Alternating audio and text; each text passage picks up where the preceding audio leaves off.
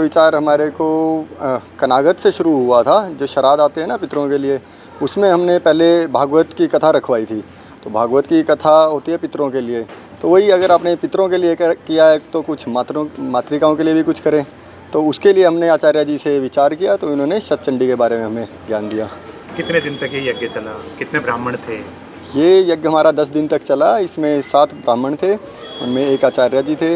इसमें शतचंडी मतलब 100 सप्तशती दुर्गा का पाठ होता है 100 बार, और उसका दशांश होम होता है, उसका दशांश मार्जन और तर्पण होता है, और साथ में 25 दिन से लगातार यहाँ पर भंडारा भी चल रहा था। मयंक जी, आप युवा हैं, कैसे प्रेरणा मिलती है आपको ये करने की? भविष्य में तो खैर आप करते ही रहेंगे, भूतकाल में भी आप ऐसे बहुत सारे कार्य करते रहे जी। इसके तो प्रेरणा स्रोत हैं हमारे गुरु महाराज। जो संत समाज है ना, हमारा संत समाज हो गया, हमारे ब्राह्मण हो गए, ये बहुत बड़ा एक एनर्जी सोर्स है, एक ट्रांसफार्म है ये। आप जब जैसे ट्रांसफॉर्म के पास जाते हो, जब आपको इलेक्ट्रिसिटी चाहिए होती है तो वहाँ से आपको सप्लाई मिलती रहती है। सेम लाइक दैट यहाँ पे आप संतों के पास जाओ, ब्राह्मणों के पास जाओ, आपको सनातन की ऊर्जा मिलती रहेगी। आगे क्या कुछ अब भविष्य में आने वाले दिनों में क्या कुछ करने वाले हैं? जैसे आपने महारुद्रा का भी अभिषेक करवाया था जी, अभी आगे क्या कुछ प्रोग्राम है आपका? अभी हमने एक ज़मीन लिया कुरुक्षेत्र की धरती पर, वहाँ पर हम गौशाला और अनाथ आश्रम का निर्माण करवा रहे हैं, और यहाँ पर भी अब आगे गायत्री का यज्ञ करवाने का हमारा विचार बन रहा है आचार्य जी के निर्देश में, और गुरु जी की कृपा से हम वो भी संपूर्ण करवाएंगे। ठीक है। आज दशहरा है, दशहरे पे क्या? दशहरे पे हम ये कहना चाहेंगे कि मतलब विद्वान ब्राह्मण रावण थे, उनके याद में कह सकते हो आप, या फिर राम जी उस दिन विजय पाकर आए थे अपनी सीता को लेकर के वापस, उसकी याद में इसको त्यौहार को मनाया जाता है।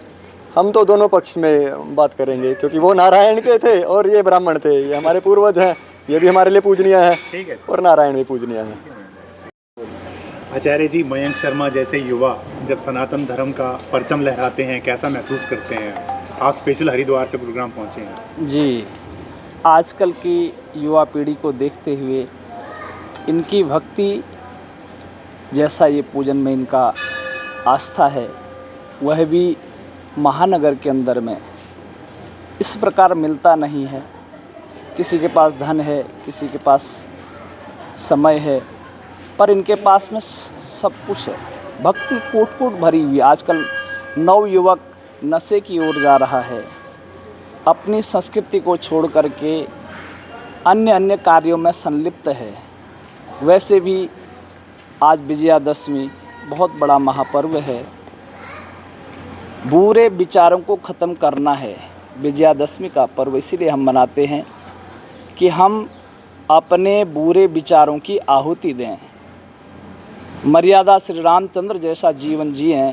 रामचरित को सुन करके अभी शारदीय नवरात्र में इनके द्वारा शतचंडी यज्ञ का आयोजन हुआ। धन सबके पास है, पर धन का सदुपयोग हर किसी से नहीं होता है।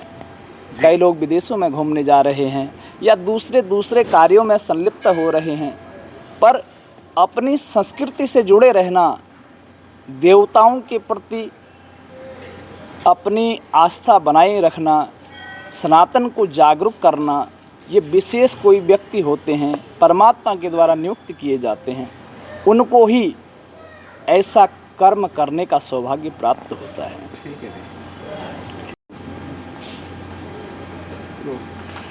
आज का युवा नशे की ओर अग्रसर है, मोबाइल का एडिक्शन है उसे। बिल्कुल। आपका जो पुत्र है वो सनातन धर्म की ओर आकर्षित है, कैसा महसूस करती हैं? मुझे अपने बेटे पे बहुत गर्व है। जो अभी भी ये नवरात्रे का महापर्व था, बेटे ने बहुत अच्छे तरह से इसको मैनेज किया और पूरी तरह से यानी कि निभाया भी।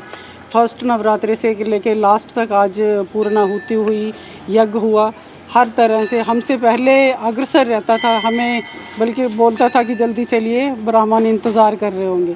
तो मुझे फ़ख्र है, और मैं सभी युवाओं से भी ये यानी कि निवेदन करूंगी कि इसके पद चिन्हों पे चल के सभी लोग सनातन धर्म को आगे बढ़ाएं और ये यज्ञ में भाग लें और बढ़ चढ़ कर अपने सनातन धर्म को आगे बढ़ाएं। ठीक है जी।